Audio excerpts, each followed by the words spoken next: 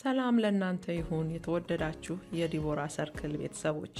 ይህ የዲቦራ ሰርክል ፖድካስት ነው። አዘጋጅና አቅራቢ እኔ ህሊና ከበደ ነኝ። በዚህ ፖድካስት ወገኖችን ለማነቃቃት በአስተሳሰብና በአመለካከት ዙሪያ ለመስራት እንዲሁም በዓላማ እንድንኖር የሚረዱንን የተለያዩ ርዕሶች እያነሳን የምንማማርበት መድረክ ነው። እንግዳ ከሆናችሁ ሰብስክራይብ፣ ሼር እና ላይክ አድርጉን። መልካም ቆይታ።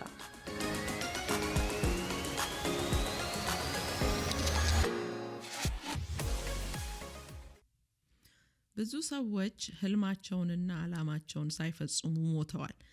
መንገድና አቅም አጥተው ሳይሆን ሰው ፈርተው፣ ይሉኝታን ፈርተው ምንም አይነት እርምጃ ሳይወስዱ ቀርተው አልፈዋል። ሁላችንም መጠኑ ይለያይ እንጂ ይሉኝታን እንፈራለን። ያው ይሉኝታ ከፍርሃት ጋር ይያያዛል። የምንፈራውም የሌሎች ሰዎችን አስተያየትና አመለካከት ነው። የሌሎች ሰዎችን ፍርድ ነው። እንዲፈርዱብን ስለማንፈልግ እንፈራለን። ያ ይሉኝታ ነው። እንዲህና እንዲያ ባደርግ ሰው ምን ይላል ብለን በመፍራት ማድረግ የምንፈልገውን ነገር አለማድረግ፣ መኖር እንደምንፈልገው አለመኖር፣ መናገር እንደምንፈልገው አለመናገር ነው ይሉኝታ። ይሉኝታ በተወሰነ መልኩ ከማይሆን ነገር ሊከለክለን ይችል ይሆናል። ግን አሁን እያወራን ያለነው ይሉኝታ ስለሱኛው ጥሩ ስለሆነው ሳይሆን ግን ሰዎችን በመፍራት ሰዎች ምን ይሉኛል ብለን በመፍራት ከብዙ ነገሮች፣ ከጥሩ ነገሮች፣ ከህልማችን፣ ከዓላማችን ስንገደብ ማለት ነው። ሁላችንም ሰዎች እንዲቀበሉን እንፈልጋለን። ሰዎች እንዲቀበሉት የማይፈልግ ሰው አለ ብዬ አላምንም። ይሄ ጤንነት ነው፣ ኖርማል ነው። ግን አካሄዳችን ሁሉ በሰዎች አስተያየት ዙሪያ ነቀፋ እንዳያመጣብን በቃ እዛ ላይ ያተኮረ ከሆነ ግን ችግር ላይ ነን ማለት ነው። መጽሐፍ ቅዱስ በገላትያ 1:10 ላይ ሰውን ወይንስ እግዚአብሔርን አሁን ደስ አሰኛለሁን ይላል ጳውሎስ። ወይስ ሰውን ደስ ላሰኝ እፈልጋለሁን? ሰውን ደስ ባሰኝ የክርስቶስ ባሪያ ባልሆንኩም ይላል። ዋናው ትኩረታችን ሰውን ማስደሰት ከሆነ የሰዎች ባሪያ ሆነናል ማለት ነው። እግዚአብሔርን ማስደሰት ከበለጠብን ግን ያው የእግዚአብሔር ባሪያዎች ነን። በይሉኝታ ስንኖር ብዙ ችግሮችና ብዙ ተግዳሮቶች ያጋጥሙናል። እስቲ ጥቂቶቹን እንመለከታለን። የመጀመሪያው ነምበር 1 በይሉኝታ የሚኖር ሰው ማደግና መለወጥ አይችልም። ምክንያቱም ሊደርስበት የሚችልበት ከፍታ ላይ አይደርስም። የፖቴንሻል የምንለውን እዛ ላይ መድረስ አይችልም።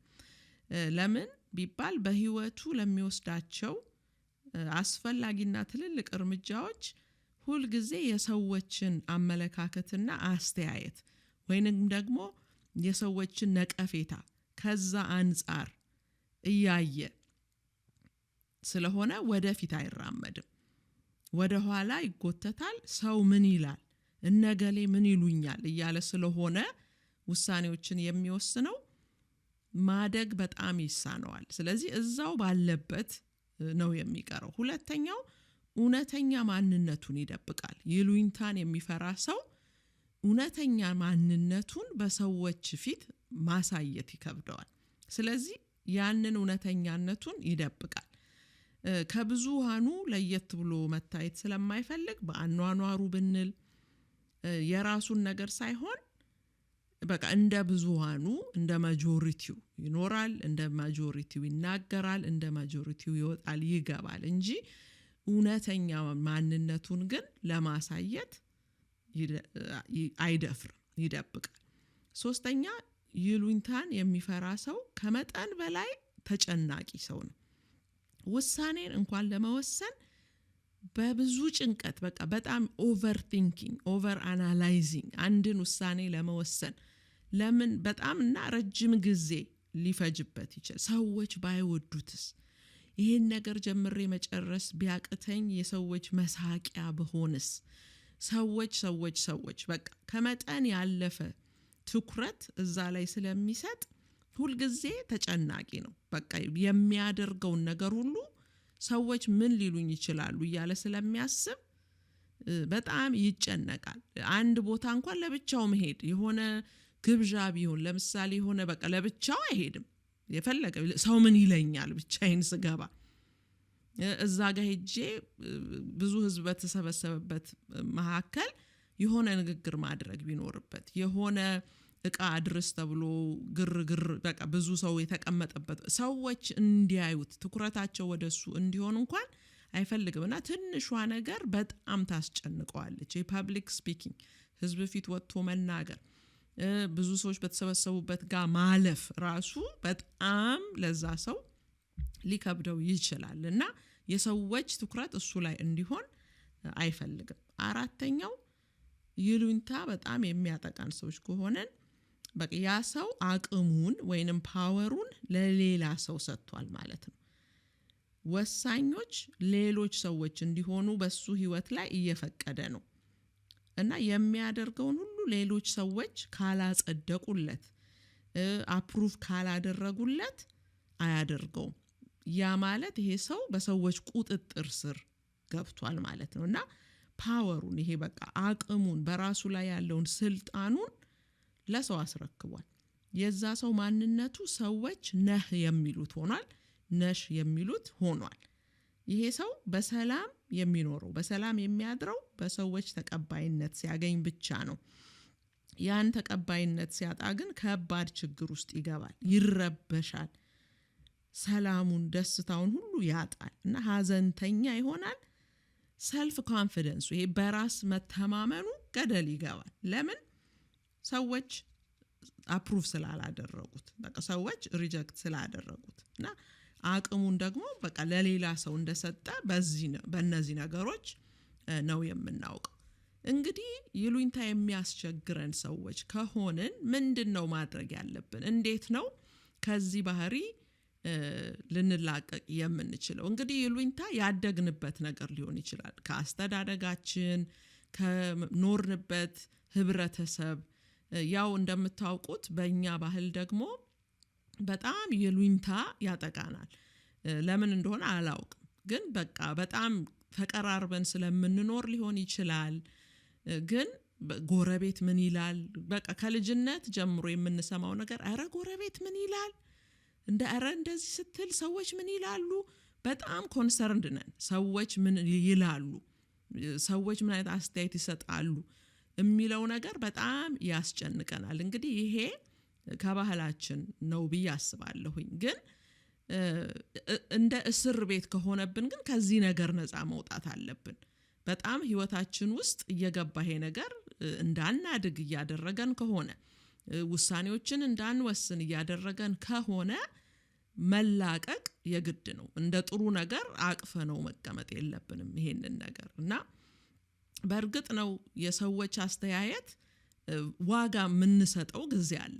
የሰው ምክር ምንፈልግበት ምክር ምንጠይቅበት ጥሩ የሚሆነው ከኛ የበለጠ ልምድ ያላቸው ሰዎች በእድሜም የሚበልጡን ሰዎች ከኛ የበለጠ ስለምንጠይቀው ነገር ዕውቀት ያላቸው ሰዎች ጋር ሄደን ምክር መጠየቅ የሰው አስተያየት መጠየቅ መልካም ነገር ነው። ግን ይሉኝታ ግን ማንም ኃላፊ አግዳሚው ጎረቤቴ የሚያውቁኝ ሰዎች ምን ይሉኛል ብሎ መጨነቅ እና ይሄ ጥሩ አይደለም። ይሄንን ነገር መተው ነው የሚያስፈልገው። እንዴት ነው ልንተው የምንችለው? እንዴት ነው ልንቀየር የምንችለው የሚለውን በሱ ዙሪያ 4 ነጥቦችን እንመለከትና የዛሬውን እዚህ ላይ እንጨርሳለን። የመጀመሪያው ይሉኝታ የሚያስቸግረን ከሆነ ማንነታችንንና ዓላማችንን በእርግጠኛነት እንወቅ።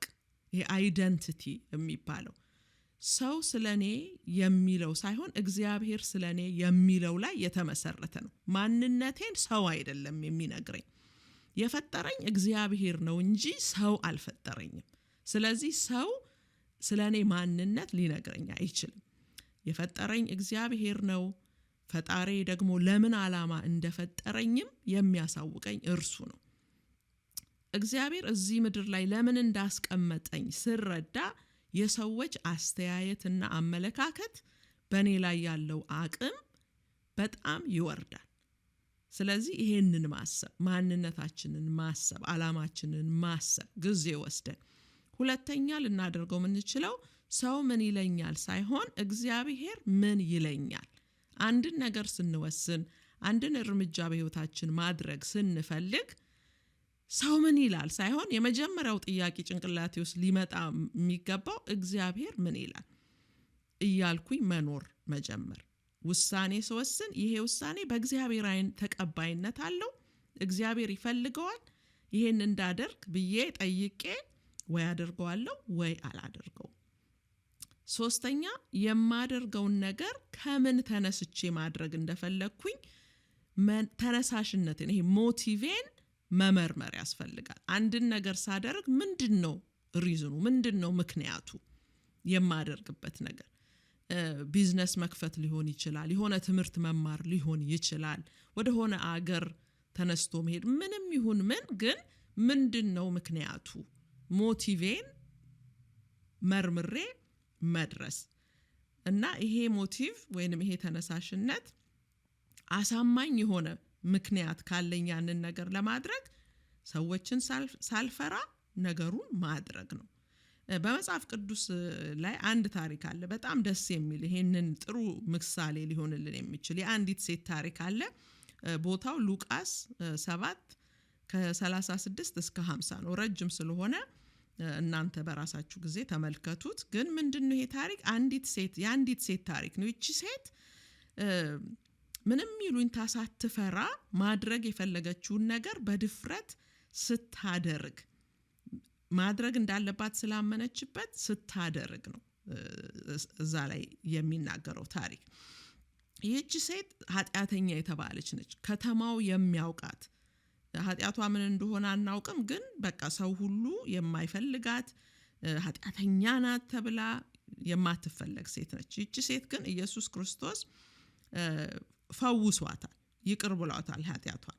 ስለዚህ ኢየሱስ በአንድ ፈሪሳዊ ቤት ግብዣ ተጋብዞ እንደነበረ በሰማች ጊዜ ወደዛ ሰው ቤት መጣች። አልተጋበዘችም። ያልተጋበዘችበት ቤት በድፍረት ገብታ ኢየሱስ ክርስቶስ ገበታ ላይ ተቀምጧል ከሌሎቹ ጋር፣ ፈሪሳዊው አለ፣ ሌሎችም እንግዶች ይኖራሉ። ገብታ በኢየሱስ እግር ስር ተቀምጣ እያለቀሰች እግሩን በእንባዋ አጥባ በፀጉሯ አብሳ እግሩን እየሳመችው፣ ከዛ ደግሞ ውድ የሆነ ሽቶ አምጥታ ጠርሙሱን ሰብራ እንደቀባችው እና ይሄ ሁሉ ሲካሄድ ፈሪሳዊው እያሰበ ነው ይቺ ሴት ምን አይነት ሴት እንደሆነች፣ ማን እንደሆነች ቢያውቅ ኖሮ እንደዚህ እንድታደርግለት አይፈቅድም ነበር፣ ኃጢአተኛ ስለሆነች። እሱ እውነተኛ ነብይ ቢሆን ኖሮ እያለ ሴትዮዋንም ኢየሱስንም እየተቸ ነበር። ይሄ ሰውዬ በዛ ዙሪያ የተቀመጡት አልተደሰቱም በሴትዮዋ ሁኔታ። ለምን? ተቀባይነት የላትም፣ አልተጠራችም፣ ማንም አይፈልጋትም። እዚህ መጣ ገበታ እየረበሸች ነው፣ ምግብ እየተበላ ነው፣ እሷ እግሩ ላይ ታለቅሳለች።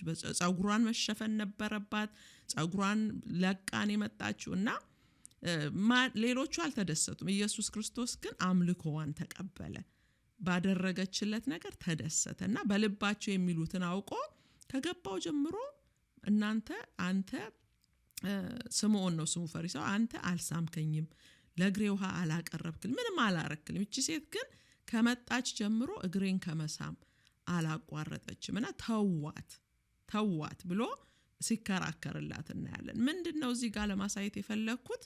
የዚችን ሴት ድፍረት ነው።